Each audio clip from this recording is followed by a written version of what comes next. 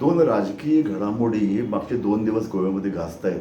एक आहे वेल्ली मतदारसंघात जो 66चा एक भाग आहे.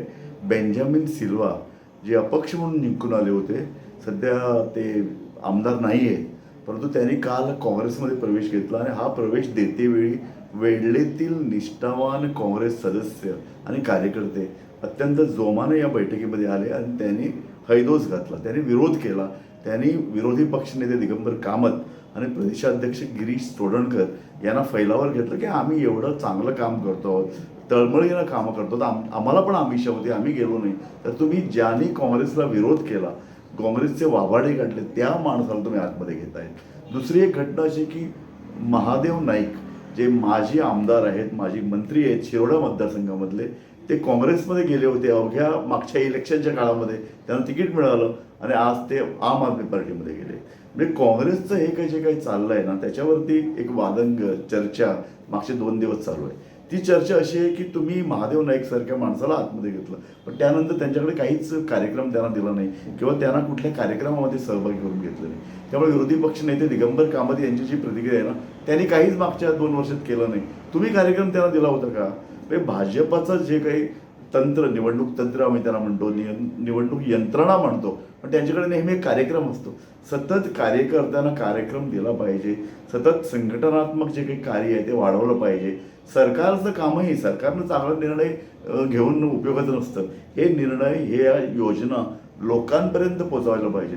पण काँग्रेसचं असं काही दिसत नाही. कार्यक्रम वर आंदोलनं केली म्हणून लोकांच्या नजरेत हे पक्ष येत नाही आहेत. तुम्ही सतत लोकांमध्ये जायला पाहिजे. तुमचे नेते हे सतत लोकांसाठी काम करत असं वाटलं पाहिजे. इलेक्शनच्या काळामध्ये आता काही 7 महिने राहिलेत, तुम्ही यांना त्यांना घेत सुटलेला आहात आणि परत विरोधी पक्ष नेते यावेळी पुन्हा म्हणत आहेत की नाही, आम्हाला भाजपाला विरोध करणारे जे जे घटक आहेत, जे जे नेते आहेत, कार्यकर्ते, त्यांना पक्षात घ्यायचे इंटरेस्ट आहे, अशा तऱ्हेचे एक प्रतिक्रिया देते. पण यामुळे जनसामान्य लोकांमध्ये किंवा समाजामध्ये एक जी राजकीय चळवळ जी उभारायची आहे सत्ताधारी पक्षाविरुद्ध किंवा एकूण ज्या राजकीय ज्या काही घटना घडतात त्याच्याविरुद्ध ठाम भूमिका उभं राहायचं, यामध्ये काँग्रेस पक्ष जवळजवळ त्याचं अस्तित्व दिसत नाही. आणि अशा काही घटना घडतात आणि कार्यकर्ता ते नाराज करत आहेत.